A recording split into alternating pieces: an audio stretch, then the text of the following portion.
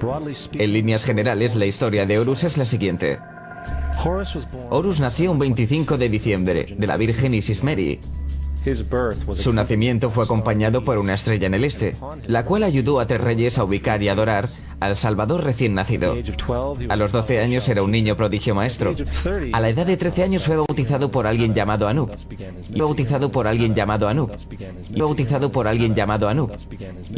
Como vimos en el video anterior, el dios fue directamente bautizado por un hombre o un ser llamado Anub, que proviene de la palabra Anubis, que Anubis también fue un compuesto de la palabra del dios Anu, con otras características del mismo Shem Hamevorash, o del dios del universo, que ya desde Mesopotamia, desde Egipto, hasta los judíos ya adoraban, como lo vemos aquí, con el nombre de Don Olam, Nikrah,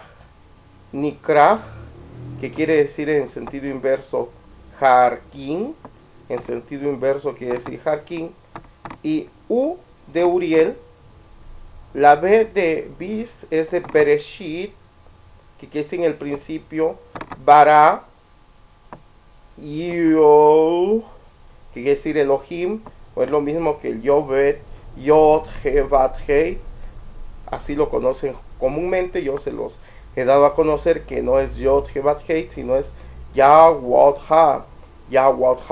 que es lo mismo que Elohim, y en lugar de la V están las 2 vocales, y por eso se pronuncia como Yo, que quiere decir Yo Uriel, es lo mismo que es acá, Yo Uriel. Y Sabaoth o huestes, huestes quiere decir entonces, este es el Shem Hamevorash, compuesto para los egipcios como Anubis. Anubis entonces es eso que están viendo, Adon Olam, Nikrah, Uriel, Bereshit, Bara, Elohim, Sebaot. Eso quiere decir Anubis. Pero ¿quién era Anubis dentro de lo que es el panteón egipcio de los dioses? Si bien es cierto, el dios, ya lo vimos, el dios del sol, fue bautizado por Anu, ¿sale? Y ahora vamos a conocer quién es Anubis. Anubis es este personaje que estamos viendo aquí, con cara de chacal. Cuando las personas mueren, todas se van a presentar ante los jueces de Cristo. En este caso sería de Anubis, los jueces de Ra, y por lo tanto ante los jueces de Ra hay uno principal que se llama Anubis, que va a pesar tus lados buenos, es decir,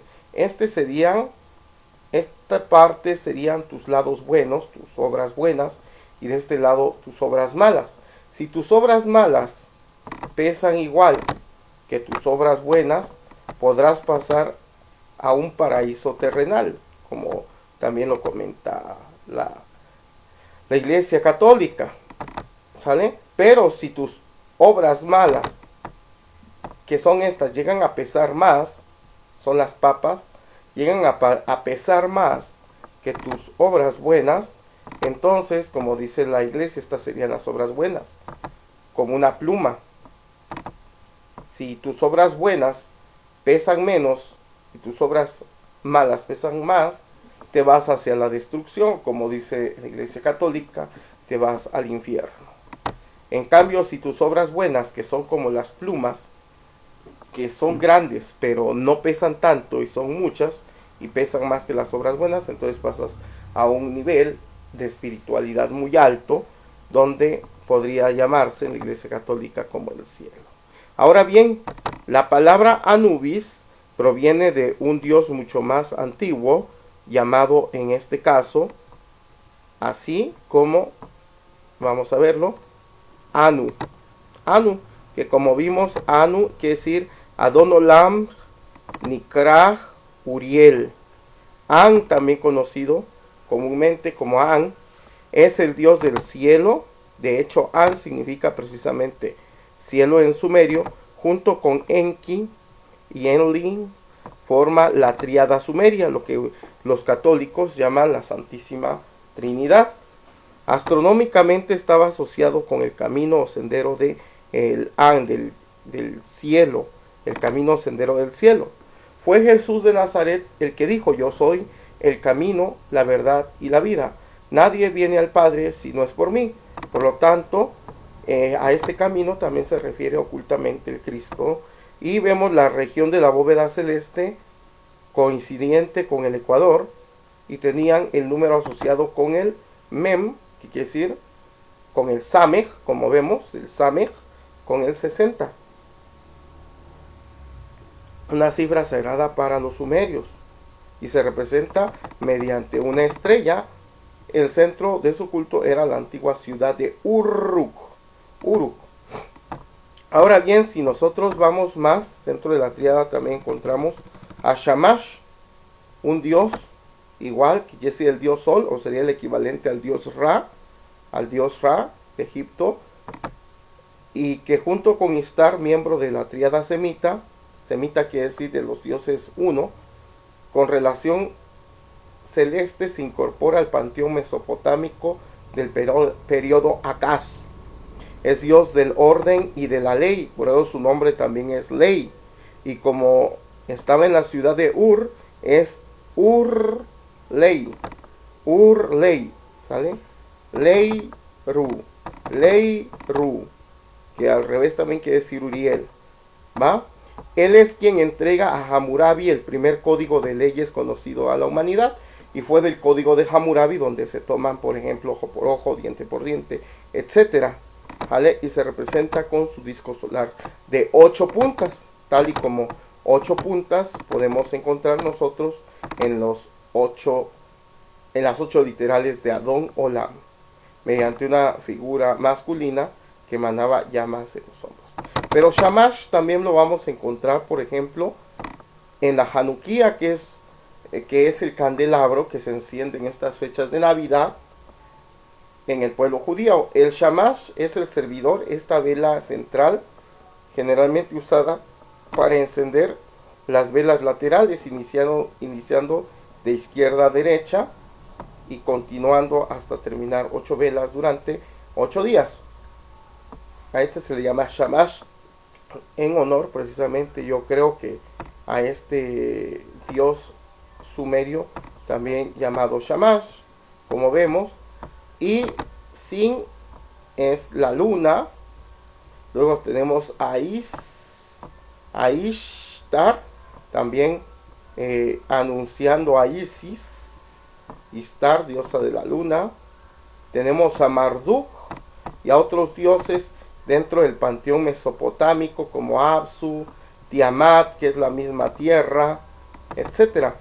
Por lo tanto, vemos nosotros aquí directamente que Anu, pues, es el dios del universo, es el dios central de los judíos, y pues lo vamos a ver reflejado en varias divinidades. Por eso es que se va a repetir. Anu es Adon Olam, Nikra, Uriel, Bereshit, Bara, Elohim, Sebaot. Espero que esto haya quedado, y se va a repetir porque todo lo que es el Antiguo Testamento, el Nuevo Testamento, están basados directamente en las tablillas sumerias, en todo lo más antiguo. Por eso es que muchos piensan que esto ha sido obra de un plagio que se ha venido remasterizando con el pasar de los tiempos. Sin embargo, la verdad es que tengo una concepción diferente y algo que enseñarles, que no es así, sino que tiene que ver más con ciencia cuántica, y van a poder entender por qué la historia de Jesús de Nazaret se está repitiendo en el Dios Ra. Te agradezco mucho tu atención y te recomiendo que sigas viendo este video hasta el final, que te voy a demostrar muchas cosas que te van a dejar maravillada y maravillada. Gracias. Y así empezó su ministerio.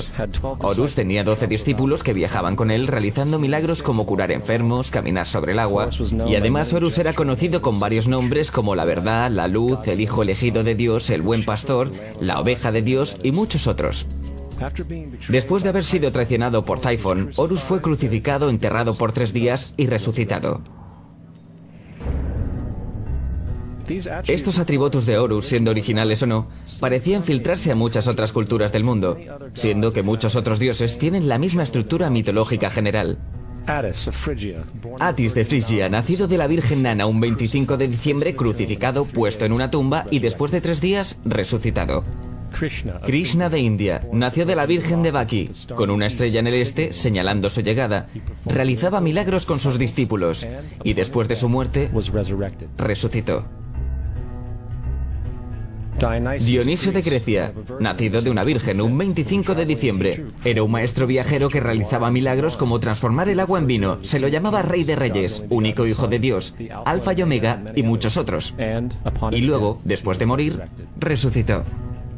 Mithra de Persia, nacida de una virgen un 25 de diciembre, tenía 12 discípulos y realizaba milagros y después de morir fue enterrada por 3 días y resucitó. También se le llamaba la verdad, la luz y otras muchas. Es notable que el día sagrado para adorar a Mithra era el domingo. El hecho es que hay numerosos salvadores de diferentes periodos de todo el mundo que concuerdan con estas características generales. La pregunta permanece, ¿por qué estos atributos? ¿Por qué el nacimiento de una virgen el 25 de diciembre? ¿Por qué muerto por 3 días? ¿Y su resurrección? ¿Por qué 12 discípulos? Para saber más, examinemos el más reciente de los Mesías solares. Y lo haremos muy rápidamente. Jesucristo nació de la Virgen María un 25 de diciembre en Belén. Su nacimiento fue anunciado por una estrella del este, la cual 3 reyes siguieron para ubicar y adorar a su nuevo Salvador. Fue maestro a los 12 años, a los 30 fue bautizado por Juan el Bautista y ahí comenzó su ministerio. Jesús tenía 12 discípulos que viajaban con él y realizaban milagros como curar a enfermos, caminar sobre el agua, levantar muertos. También era conocido como Rey de Reyes, el Hijo de Dios, la Luz del Mundo, Alfa y Omega, la Oveja de Dios y muchos otros. Después de ser traicionado por Judas y vendido por 30 piezas de plata, fue crucificado, puesto en una tumba y después de 3 días resucitó y ascendió al cielo.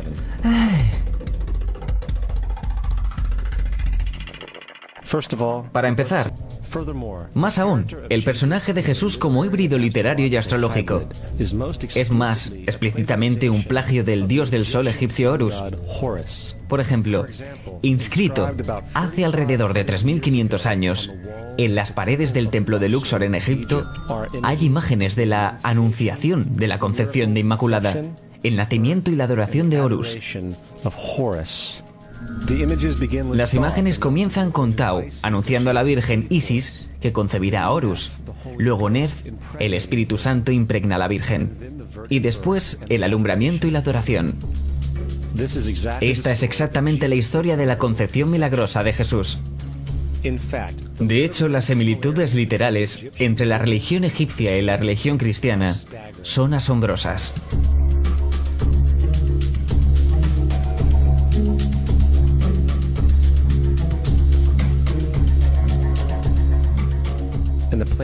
El plagio es continuo. La historia de Noé y el arca de Noé está tomada directamente de la tradición. El concepto de la gran inundación es común a través del mundo antiguo, con más de 200 declaraciones diferentes citadas en distintos periodos y etapas. Sin embargo, no se necesita demasiado para encontrar una fuente precristiana en la épica de Gilgamesh, escrita en 2600 a.C. Esta historia habla de una gran inundación mandada por Dios, un arca que salvó animales, e incluso el envío y retorno de una paloma, todos comunes con la historia bíblica, junto con muchas otras similitudes. Y es así como tenemos que el nombre del Eterno es el mismo nombre del Dios de Abraham, el Dios de Isaac y el Dios de Jacob. Representa que en el Génesis, si nosotros nos vamos a Génesis 12, en Génesis 12 vemos directamente lo siguiente. Pero el Eterno había dicho a Abraham, vete de tu tierra y de tu parentela y de la casa de tu padre a la tierra que te mostraré. Pero antes, en el 11, al final, los descendientes de Tare, Tare en español es Terah, y esto está en el Génesis 11, capítulo 27, los descendientes de Tare o Terah. Estas 27, 11, 27 en adelante. Estas son las generaciones de Tare o Terah. Terah engendró a Abraham, a Nacor y a Harán. Y Harán engendró a Lot. 28. Y murió Harán antes que su padre Tare en la tierra de su nacimiento, en Ur de los Caldeos. Y tomaron a Abraham y Nacor para sí mujeres. El nombre de la mujer de Abraham era Sarai. Y el nombre de la mujer de Nacor, Milca, hija de Harán, padre de Milca y de Iscar.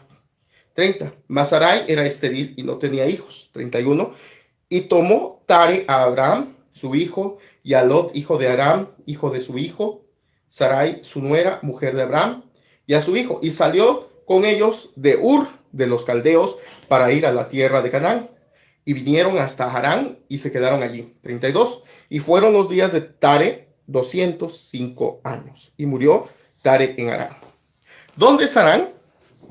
¿Dónde es la ciudad de Ur? Pues bien, la ciudad de Ur directamente sería la ciudad directamente de Mesopotamia.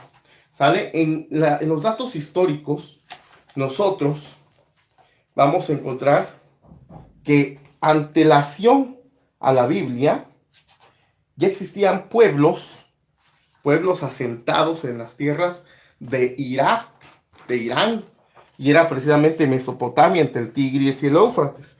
Y ahí es donde surgió directamente toda la civilización, y de donde también podemos encontrar a la Gran Babilonia después del diluvio universal. Y Mesopotamia, como vemos aquí en este libro, lo voy a enseñar.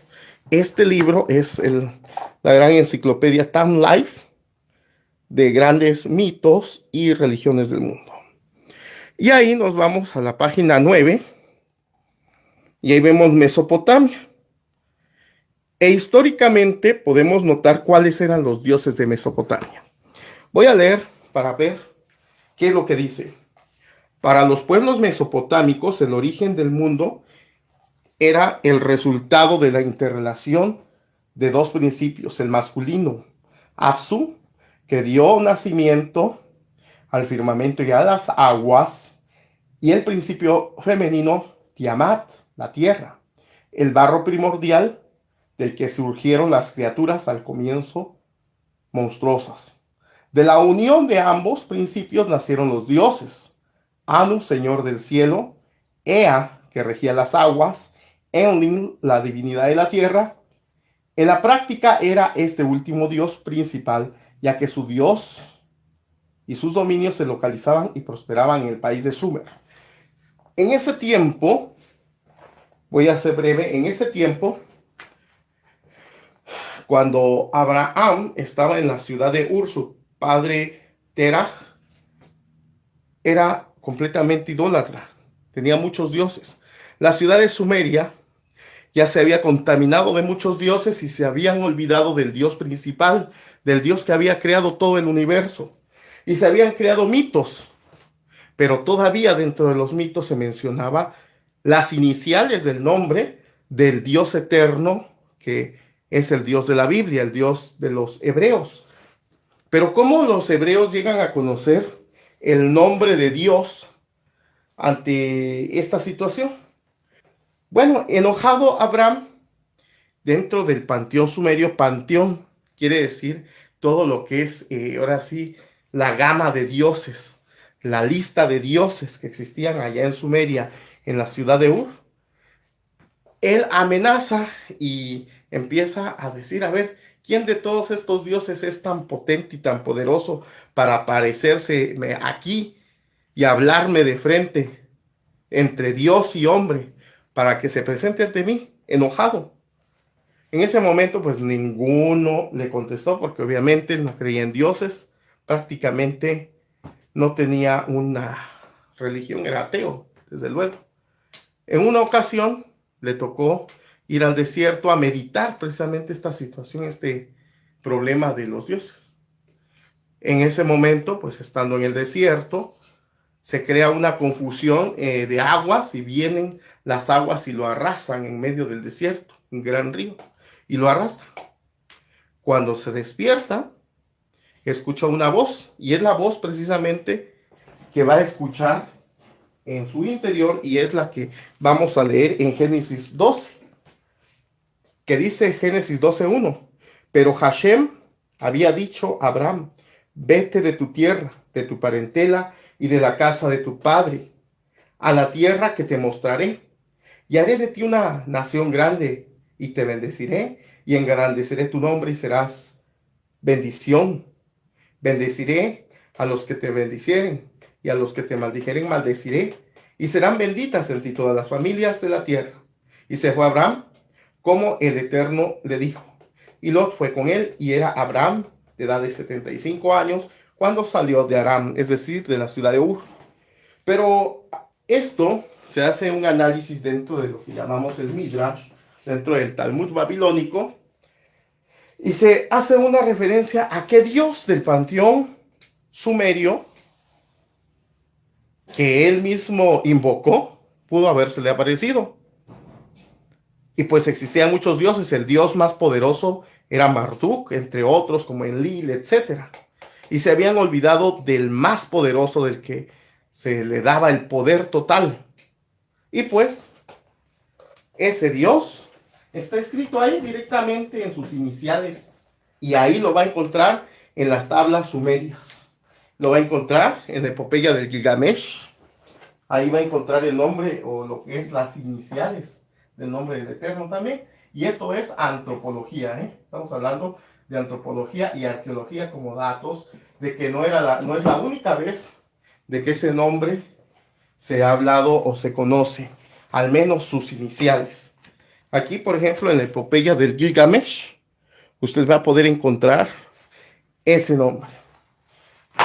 Y bueno, si usted fue y conoce de historia, supo darse cuenta cuál es ese nombre que está insinuado también ahí en el pizarrón. Bueno, vamos a ver. Este es un libro de historia, el que tengo acá. Ya le dije, es la enciclopedia Tam Life. Es una enciclopedia, también lo puede encontrar en libros. Y en la mitología sumeria va a encontrar las iniciales de este nombre. ¿En cuál? Bueno, pues vamos directamente aquí a ver dónde lo encontramos. Lo voy a acercar y ahí lo tiene. No es Enlil, vamos a ver ahí. ¿Quién es? Este dios celeste protagonista del mito de la creación parece muy antiguo. Quizás se trate de una supervivencia de cultos anteriores al desarrollo de la sociedad urbana. Era padre de Enlil, y en la época babilónica, y con el nombre que le conocemos. ¿Sale? En la parte del sumerio era An. Los acacios le conocían como An. Pasó a ocupar un rango secundario. Es decir, se olvidaron de él. Por eso es que el Eterno estaba muy molesto con la ciudad de Ur, estaba muy molesto porque lo habían cambiado por ídolos. Y al ver la valentía de Abraham de haber destruido el patrimonio de su propio padre, pues le llamó la atención, y fue como se hace ese pacto entre el Dios Adon Olam, Nikra, Uriel Manuel, que es Jaquín. En hebreo, al revés, Nikra quiere decir llamado a ser. Odanotlam o Odan Olam, ¿vale? Y Uriel, el nombre del ángel. Manuel, la manifestación física de Dios. ¿Vale? Tenemos, este es su nombre, de ese Dios que pueden ustedes encontrar en las tablas sumerias. Ahí está. Ahora, por esto mismo van a encontrar usted una similitud entre la Biblia hebrea con los principios de la creación. Aún más, Moisés es conocido como el dador de leyes, el dador de los 10 mandamientos, la ley de las tablas. Sin embargo, la idea de una ley que es pasada de Dios a un profeta en una montaña es también un tópico muy viejo. Moisés es solo un dador de leyes, dentro de una larga lista de dadores de leyes de la historia mitológica. En India Manu es el gran dador de leyes, en Creta Minos ascendió al monte Dicta, donde Zeus le dio las leyes sagradas, mientras que en Egipto estuvo Mises, que llevó las placas de piedra donde se escribieron las leyes de Dios. Manu, Minos, Mises, Moisés. Y en cuanto a los 10 mandamientos, fueron sacados completamente del encanto 125 del libro de los muertos egipcios. Lo que el libro de los muertos rezaba: no he robado, se convirtió en no robarás. No he matado, se convirtió en no matarás. No he mentido, se convirtió en no levantarás falso testimonio, y así sucesivamente. De hecho, la religión egipcia es probablemente la primera base fundacional para la teología judeocristiana. Bautismo, vida después de la muerte, juicio final, nacimiento por virgen y resurrección, crucifixión, el arca de la alianza, circuncisión, salvadores, sagrada comunión, el diluvio, Pascua cristiana, Navidad, Pascua judía y muchas más. Son todo atributos de ideas egipcias creadas mucho antes que el cristianismo y el judaísmo.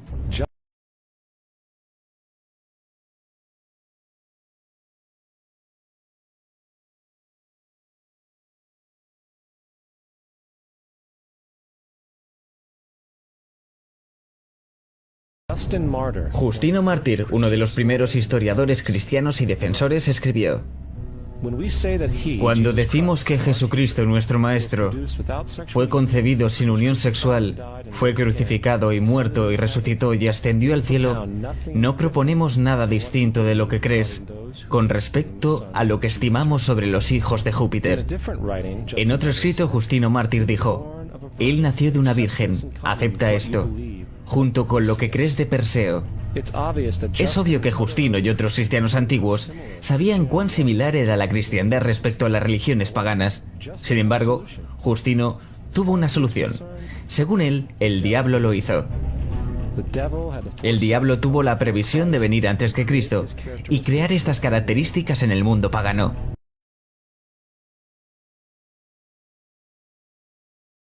¿Sabes que Jesús, aquel hombre que las religiones adoran como a un dios, fue un viajero en el tiempo, y que pudo atravesar todo el bol, esto es estructura energética y material de todas las dimensiones del tiempo y del espacio, y afectar a la vida de todos los dioses del mundo, desde el dios Ra en Egipto hasta el propio Yeshua? Tal vez esta sea la mejor respuesta que tenemos contra los ateos, que consideran que la vida de Jesús, y de la Biblia fue un plagio. Te invito a que analicemos juntos mis 2 libros. Enigmas inéditos de la Biblia y el Seder Evangelium. Fragmento del libro Enigmas inéditos de la Biblia. 3.1. Si yo te dijera: yo soy la segunda manifestación física de Jesús de Nazaret, ¿lo podrías creer? ¿Cómo podrías reconocer a Jesús? ¿Qué facciones físicas tiene el Jesús que te predicaron en tu religión? ¿Tendrá actualmente otras facciones? Si es así, ¿cómo crees que es físicamente? Otros religiosos buscarán algún parecido con la imagen de Jesús de Nazaret. Rubio, barbado, de tez blanca, ojos azules, vestido con una gran túnica blanca y viniendo entre las nubes. La verdad es que en el contexto bíblico jamás se describe la apariencia física de Jesús de Nazaret. Ni en los libros históricos de la vida pública de Jesús de Nazaret se describe su aspecto físico, ni mucho menos en las epístolas de Pablo, Pedro, Juan, Judas o Santiago. 3 de enero de 2002. ¿Por qué los apóstoles no tomaron importancia a la apariencia física de Jesús de Nazaret? 1. Porque ellos entendieron el mandamiento de la ley que dice: no te harás imagen ni semejanza alguna de hombre, de animales o de cuadrúpedos, ni de cosa creada en los cielos, por encima o por debajo de la tierra. Éxodo 20:4. 2.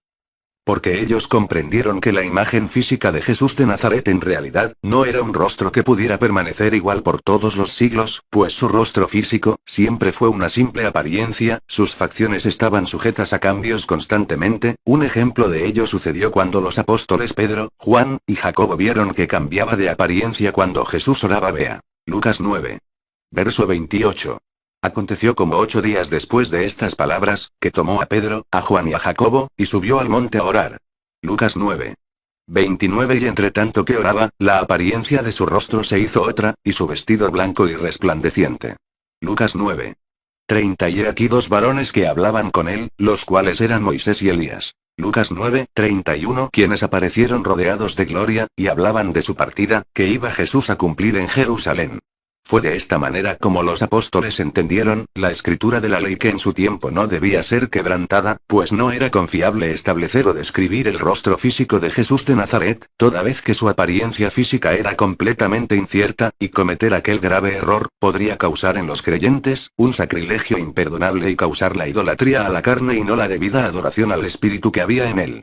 Jesucristo pudo ser rubio, blanco, con ojos azules, con una nariz bien definida y barbado, como lo dibujan los mormones, o bien pudo haber sido como la mayoría de los judíos, un Galileo más, como coinciden muchos eruditos. La escritura menciona que cuando Jesucristo fue transfigurado, no solo su rostro se llenó de luz, sino que también el rostro que los apóstoles conocieron también se transformó en otra persona. ¿Qué facciones habrá tenido Jesucristo en el instante en el que se despojó de sus vestiduras físicas, esto es su cuerpo? Podríamos considerar que Jesucristo en realidad era un extraterrestre, y que aquella nube que se postraba sobre de él, eran las turbinas que generaban un gran torbellino de polvo y desechos de combustible naval aéreo. Las luces por obvias razones podría pensarse que eran de la nave, el gran estruendo, por su parte era el sonido que generaba aquella terrible maquinaria, la gran voz que se escuchó desde los cielos, era nada menos que un potente audio parlante. Si es así, entonces la transfiguración sucede a nivel molecular, a velocidad de la luz. Por lo tanto, Jesucristo, al despojarse de su apariencia física a los hombres, para mostrarse en su apariencia real, hubo necesidad de someterse a una transfiguración que requería gran carga de energía luminosa. Y 3:2 ¿Cuál habrá sido la imagen de Jesucristo? O en realidad Jesucristo, la imagen la cual conocieron los judíos, pudo haber sido la cápsula o el traje de otra persona. ¿Quién habrá sido esa otra persona?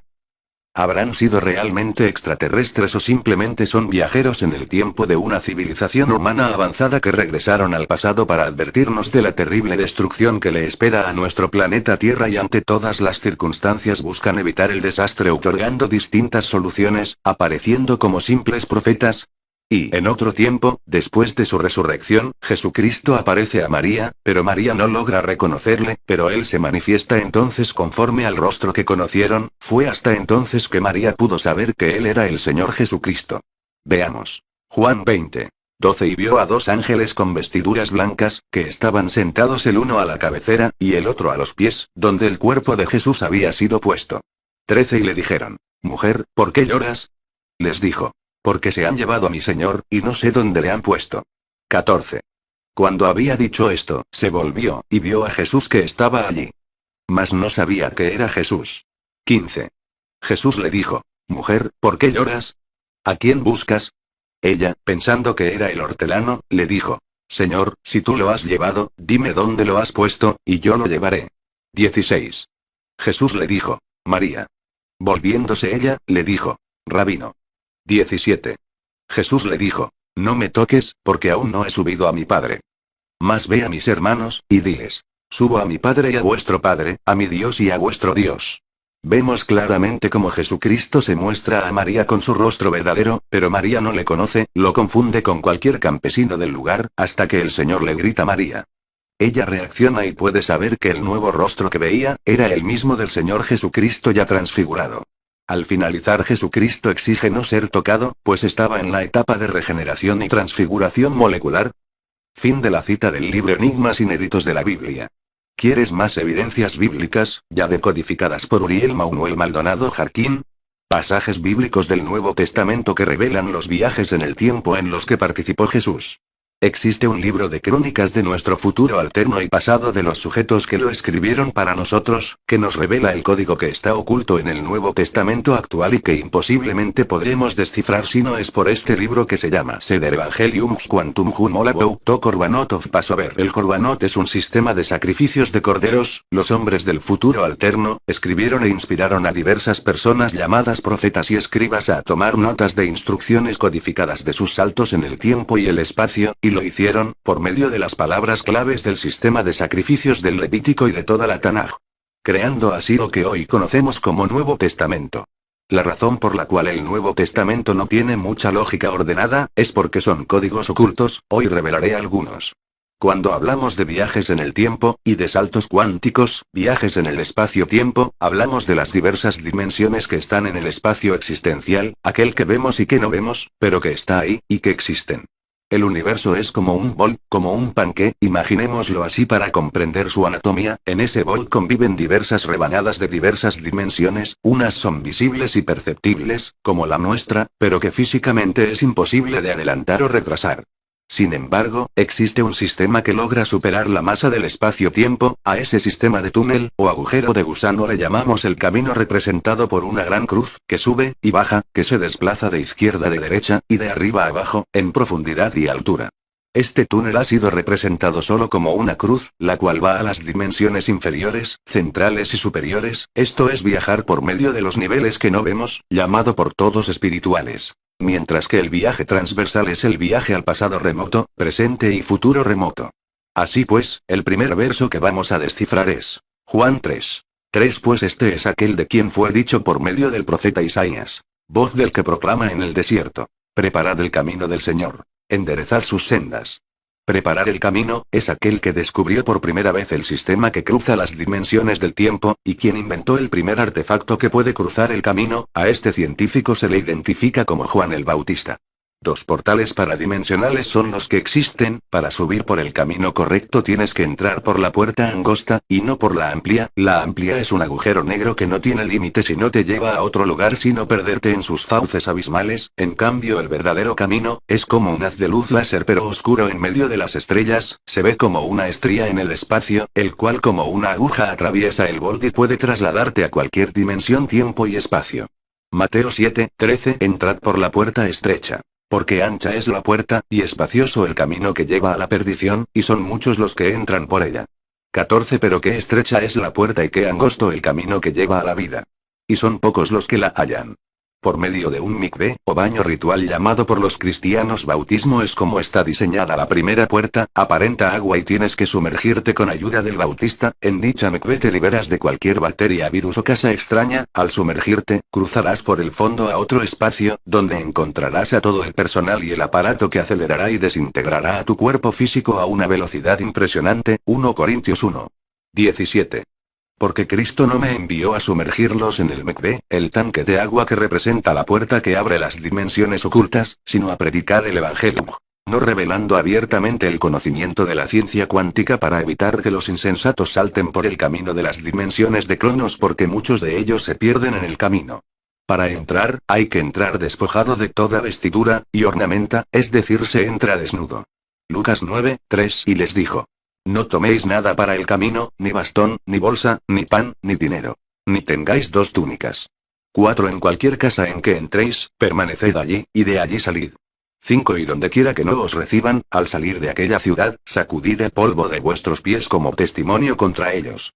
Entiéndase, casa es un cuerpo físico, o un cuerpo no físico adecuado a la dimensión que se visita. Por lo regular hablamos de posesiones corporales, por ejemplo, pueden traspasar el cuerpo físico de algún sujeto de esa dimensión, y posesionarse de él. El sujeto no será consciente de que el viajero en el tiempo tiene el control de su mente, su cuerpo y decisiones y está ocupando su espacio, mente, cuerpo y decisiones. La víctima entrará en trance suspendido. Mientras el viajero toma su control. Ciudad se refiere a una dimensión. Recordemos que no todas las dimensiones son físicas, por lo tanto por demás está decir que podremos meter nuestro cuerpo físico a esa dimensión, que no le corresponde. En tal caso sucede una transformación molecular que adecua nuestro cuerpo físico a un cuerpo acorde con la dimensión, y la parte más fácil es usar el cuerpo de otro ser existencial de esa dimensión.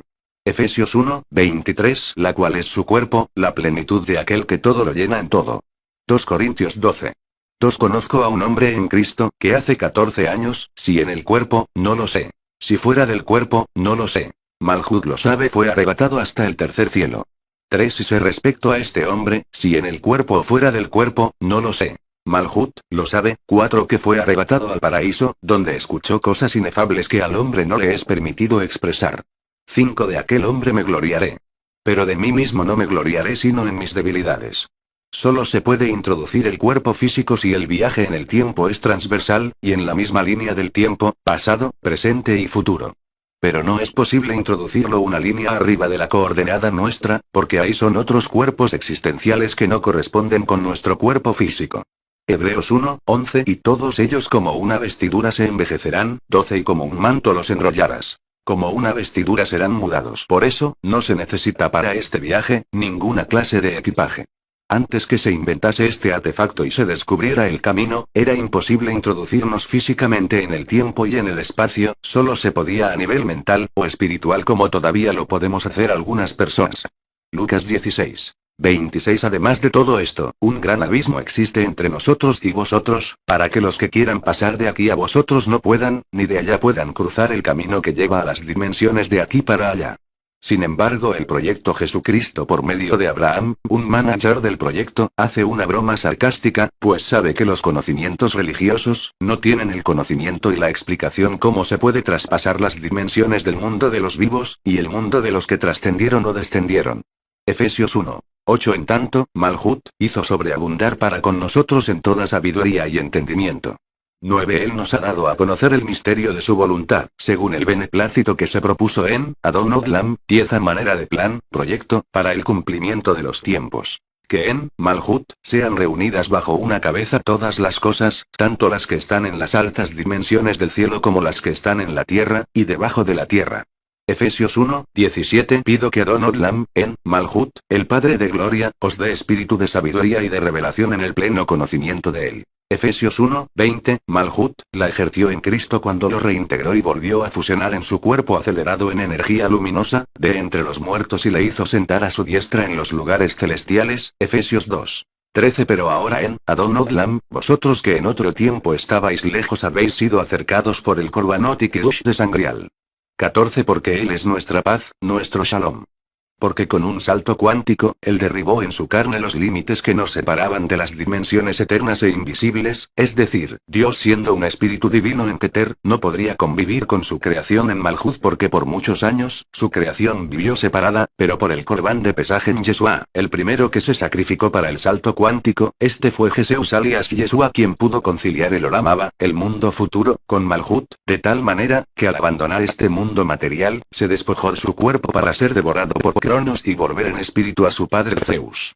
En ese instante ambos se fusionaron para hacerse de nueva vez uno solo, y en el día de su retorno, gracias a su primer Corbán de Pesaj, el salto cuántico, Zeus, en su espíritu divino pudo tomar un nuevo cuerpo, un nuevo velo, un nuevo tabernáculo, santo, sin mancha, nacido de hombre y mujer sin pecados, pues el Corbán de Pesaj, Jesús, el primero que se sacrificó para el salto cuántico, fue suficiente para hacer apta a la humanidad para el salto cuántico, eliminando las limitantes de las dimensiones ocultas. Por eso, desde hace más de 2000 años Yeshua se sumergió en el Mikve para dar el salto cuántico por el camino que cruza las dimensiones de Cronos. De esta forma se cree que partió de Malhut con destino al Olam Abba de tal manera que todos los hombres concebidos por relación sexual, después del Corbán de Pesaj hecho por Jesús alias Yeshua, nacieron sin pecados, sin límites y aptos para el salto cuántico, y al nacer sin pecados y sin limitantes ideológicas, el espíritu de Deus pudo tomar ese nuevo cuerpo, con un nombre cual nadie conocía, solo él, Malhut. Efesios 2, 15. Yeshua superó la ley universal que regía separando a los mundos y las dimensiones, para fusionarse así con todos los dioses de las civilizaciones. Aquí está el secreto de que Jesús logró, por este medio, traspasar la vida privada y pública de todos los dioses más populares de la humanidad, tal como la vida de Ra, Krishna, Buda. Por esto es que todos estos dioses cuentan la misma historia de vida que la de Jesús. 16. También reconcilió y fusionó en Malhut a todos los mundos, desde Keter hasta Malhut, por medio del camino que cruza las dimensiones de Cronos, dando fin al velo que las separaba. 17. Y vino y anunció las buenas nuevas. Paz para vosotros que estabais lejos y paz para los que estaban cerca. 18. Ya que por medio del camino que caminó, y que cruza las dimensiones de Cronos a los mundos, abrió el acceso al Padre en un solo camino. 19. Por lo tanto, ya no sois extranjeros ni forasteros, sino conciudadanos de los santos y miembros de la familia, Malhut. 20. Habéis sido edificados sobre el fundamento de los apóstoles y de los profetas, siendo el conocimiento la piedra angular o el cimiento de este evangelio. 21. En él, todo el edificio bien ensamblado, va creciendo hasta ser un templo santo en el Señor. 22. En él también vosotros sois juntamente edificados para morada de Maldonado Jarquín Uriel Manuel Todopoderoso, Malhut, en el Espíritu. El fin del rudimento de los bautismos en agua. Relacione con Efesios 4. 5. Hebreos 6. 2. 18. Porque para los ignorantes, el conocimiento del camino que cruza las dimensiones de Cronos es locura. Pero para nosotros los Pesajkum, saltadores cuánticos / Quantum, es poder de Dios. 19 porque está escrito: destruiré la ciencia de los sabios, y desecharé el entendimiento de los entendidos. 20 ¿Dónde está el sabio y el científico? ¿Dónde el escriba y cronista?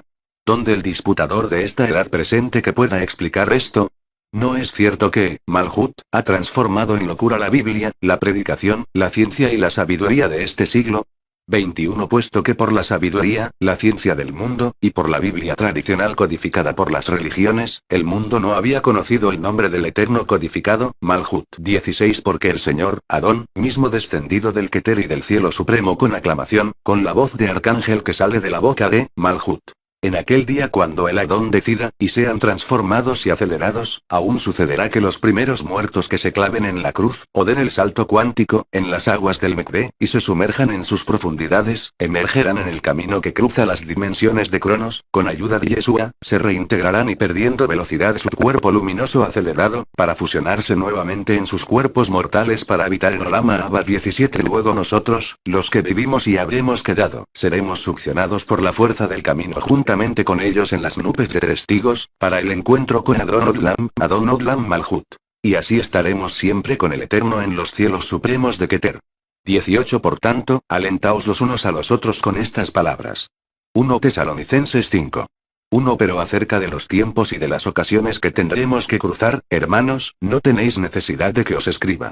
2 Porque vosotros mismos sabéis perfectamente bien que el día del Adon Odlam, su gloria llegará sin aviso y sin advertencia, por eso aún se le espera que llegue como a ladrón de ladrones.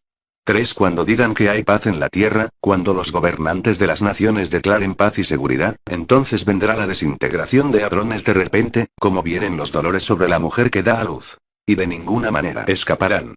4 Pero vosotros, hermanos, no estáis en abismos, como para que aquel día de su llegada os sorprenda como un ladrón.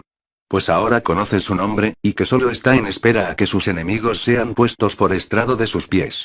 9 Porque no nos ha puesto, Malhut, para ira, sino para alcanzar salvación por medio de Yeshua, 10 Quien murió en el camino que cruza las dimensiones de Cronos por seguridad de nosotros para que, ya sea que en el camino permanezcamos alerta, o durmamos, Yeshua nos ayudará a cruzar el camino juntamente con él. 11 Por lo cual, animaos los unos a los otros y edificaos los unos a los otros, así como ya lo hacéis. Finalmente, ¿cuál es el objetivo espiritual y final de demostrar que el hombre pudo tener el control de tiempo y del espacio, y que no es víctima de la voluntad de Dios y sus leyes? Efesios 2. 8 Porque por gracia sois salvos por medio de la fe en este Evangelium revelado por Dios mismo. Y esto no de vosotros, pues es don de, Malhut. 9 No es por obras piadosas ni por comportamientos religiosos, para que nadie se gloríe. 10 Porque somos hechura del reino material de Malhut, creados en la mente divina desde Keter hasta Malhut, para hacer las buenas obras que Malhut preparó de antemano para que anduviésemos en ellas. Esto tal vez explique por qué la gente que no es religiosa, ni cumple con la ley es rica y vive bien. Estos son algunos de los pasajes bíblicos del Nuevo Testamento, ya revelados por su servidor Uriel Manuel Maldonado Jarquín. Si quieres profundizar y conocer detalladamente cómo científicamente el proyecto Jesucristo que quita los pecados del mundo intervino en la vida pública y privada de los dioses de las otras religiones, como Ra, Krishna, Buda, Yeshua, y cómo pudo manipular la voluntad de Abraham, Isaac, Moisés, etc., contraviniendo la voluntad del Dios de la Biblia, le invito a que lea mi libro completo. Enigmas inéditos de la Biblia, lo puede pedir en su versión impresa en http://www. Lulu.com/spotlight/URL 6668. http://www. Lulu.com/spotlight/URL 6668. Glosario. Seder Evangelium Quantum Hum. Es la Biblia reescrita por Uriel Manuel Maldonado Jarquín, no precisamente desde el texto hebreo y griego, sino que con los poderes innatos, pudo de acceder desde Malhut reino material, pudo acceder a los mundos interiores, y conectarse a los mundos superiores de Keter, y acceder a todos los conocimientos que son guardados fielmente en un área exclusiva del universo, donde los astros y vigilantes dan testimonio de lo que vieron, escucharon o vivieron, testimonios que quedaron registrados, en esa área del universo, a la que solo Uriel Manuel Maldonado Jarquín por voluntad propia, puede acceder cuando así lo requieren.